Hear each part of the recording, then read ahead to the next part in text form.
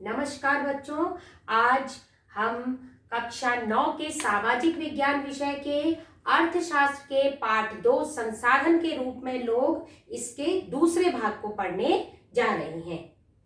जैसा कि पिछले भाग में हमने कुछ बातें पढ़ी थी और संसाधन, मानव संसाधन किसे कहते हैं और सकल और विलास की कहानी के बारे में पढ़ा था।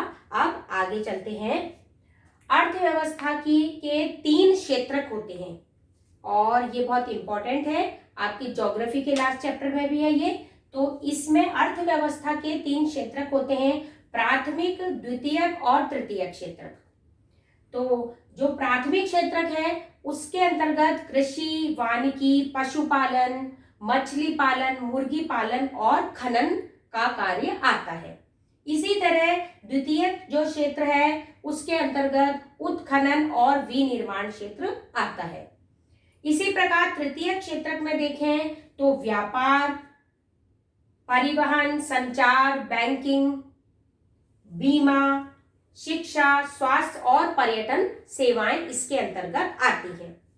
अब जो ये 2 हैं क्षेत्र, प्राथमिक और द्वितीयक, इन दोनों क्षेत्रकों में जो क्रियाएं होती हैं उससे किसी भी वस्तु का उत्पादन होता है।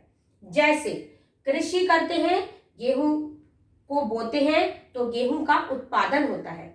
उसी प्रकार जैसे कि विनिर्माण, तो जो मैन्युफैक्चरिंग इंडस्ट्रीज है तो वहां पर जैसे कि वो जो गेहूं है वो गया फैक्ट्री में और उस गेहूं में उससे आटा बना तो वो उसका आटे का उत्पादन हुआ। उसी प्रकार आगे चले तो उससे बिस्किट बना, उसमें कई चीजें मिलाई तो वो विनिर्माण, किसी भी चीज का उत्पादन हुआ। वहीं इन दोनों में जैसे आपको बताया किसी भी वस्तु का उत्पादन हुआ है, लेकिन तृतीय क्षेत्रक में उत्पादन नहीं होता है।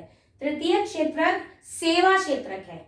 जैसे परिवहन में जो कि प्राथमिक और द्वितीय क्षेत्र से जो वस्तुएं पैदा हुई हैं वो एक स्थान से दूसरे स्थान पर ले जाई जाती हैं, तो ये सर्विस सेक्टर है, सेवा क्षेत्र।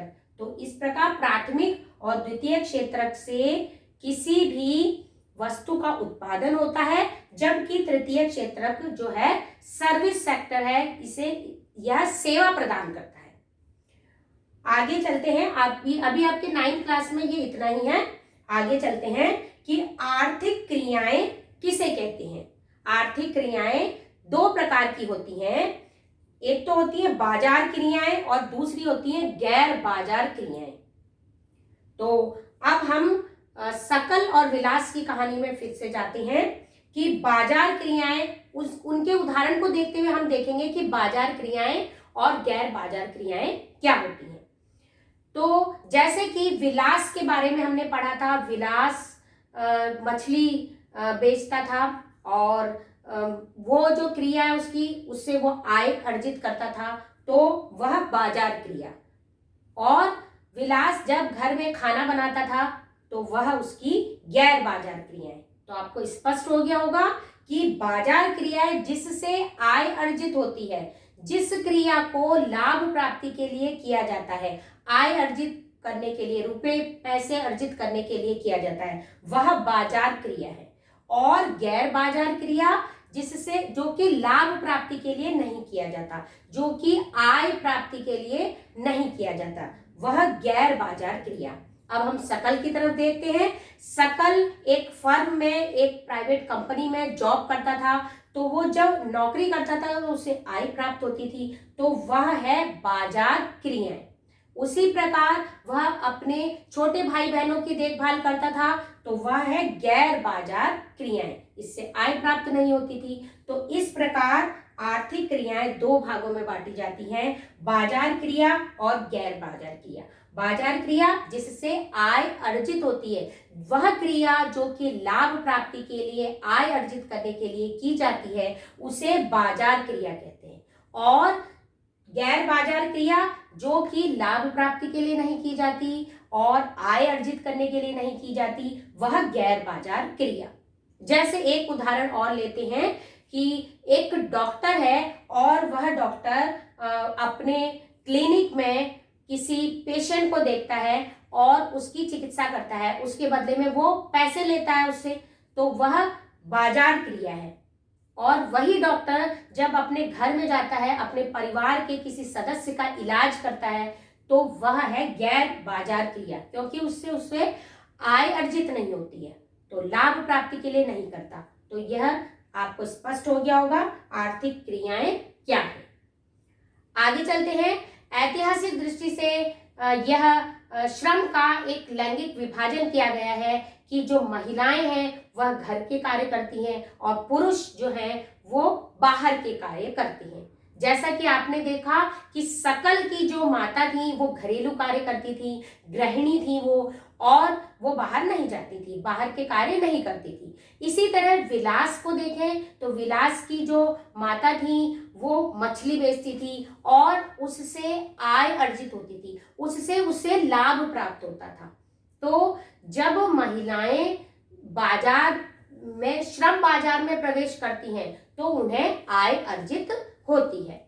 अब हम जो शिक्षा और कौशल, महिलाएं जो हैं उनको जब शिक्षा और कौशल की प्राप्ति हो जाती है, जैसे जैसे शिक्षा वो ज़्यादा से ज़्यादा प्राप्त करती है, जैसे जैसे उनकी स्किल, उनका कौशल बढ़ता जाता है, वैसे वैसे उनके आय का स्तर भी बढ़ता जाता है।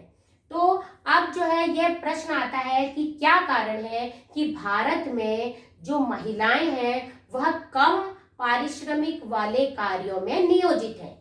क्या कारण है कि महिलाएं ऐसे कार्य करती हैं जहां उनको कम आय अर्जित होती है। तो इसके कारण यह है कि महिलाएं ऐसी स्थानों पर, ऐसी जगहों पर कार्य करती हैं जहां नौकरी सुरक्षित नहीं है, नौकरी उनकी अस्थायी होती है। ऐसी जगह काम करती हैं जहां कानूनी रूप से उनको नौकरी की सुरक्षा प्रदान नहीं की जाती। तो यह एक कारण है। और महिलाएं ऐसे कामों में, ऐसे स्थानों पर नियोजित हैं जहां पर अनियमित रोजगार है। जब जरूरत होती है तो उन्हें काम के लिए बुला लिया जाता है और उन्हें वेतन दिया जाता है, और जब जरूरत नहीं होती है तब उन्हें निकाल दिया जाता है। तो महिलाएं अनियमित रोजगार वाले कार्यों में नियोजित है। इसके अलावा एक कारण और भी है कि महिलाओं को कम पारिश्रमिक क्यों मिलता है, कि महिलाओं ने कोई प्रशिक्षण प्राप्त नहीं किया होता है। हमारे यहाँ ये आमतौर पर यह धारणा होती है कि लड़कियों को पढ़ाते हैं और उनको ग्रेजुएट करते हैं, लेकिन उनको कोई ट्रेनिंग नहीं दी जाती है, उनको कोई प्रशिक्षण नहीं दिया जाता। तो इसीलिए महिलाएं उस प्रशिक्षण के अभाव में, कौशल के अभाव में वो कम आय वाले कार्यों में नियोजित है। तो यह प्रश्न आता है एग्जाम में कि क्या कारण है कि भारत में महिलाएं कम आय वाले कार्यों में नियोजित है, उन्हें कम आय क्यों मिलती है। तो यही इसके कारण है। अब क्या है, जैसे जिन स्थानों पर महिलाओं ने उच्च शिक्षा प्राप्त की है, तो उस उच्च शिक्षा प्राप्त की है, उनको स्किल प्राप्त है, उन्होंने कोई न कोई प्रशिक्षण प्राप्त किया है, तो उन स्थानों पर महिलाओं को उतना ही वेतन मिलता है जितना कि पुरुषों को मिलता है।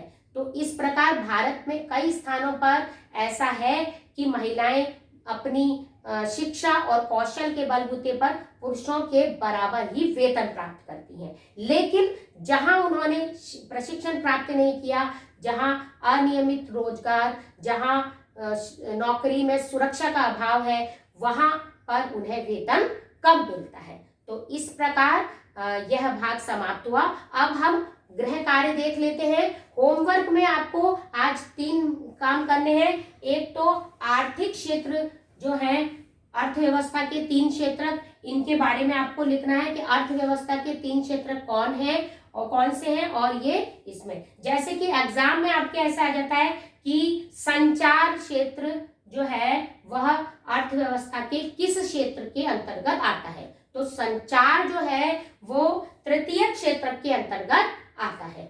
इसी प्रकार ये आर्थिक क्रियाओं के बारे में लिखिए, परिभाषा लिखिए। तो आर्थिक क्रियाएं, बाजार क्रियाएं और गैर बाजार क्रियाएं, ये आपको लिखना है। लेकिन इसमें आपको उदाहरण जो मैंने आपको दिए आज उसके अलावा कोई अलग उदाहरण आपको देना है।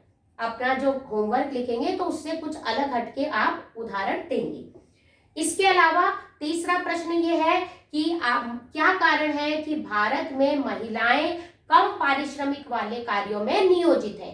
क्या कारण है कि महिलाओं को आय कम प्राप्त होती है। तो उसके कारण यह है, जिन जिन स्थानों पर उन्होंने शिक्षा और कौशल प्राप्त नहीं किया है, अनियमित रोजगार में वो में वाली स्थानों पर कार्य करती हैं, या सुरक्षा का अभाव है उनके यहाँ, तो उन स्थानों में उन्हें रोजगार कम मिलता है। लेकिन अन्य स्थानों पर उन्हें समान वेतन मिलता है, समान परिस्थितियां मिलती हैं। तो इस प्रकार यह भाग समाप्त हुआ।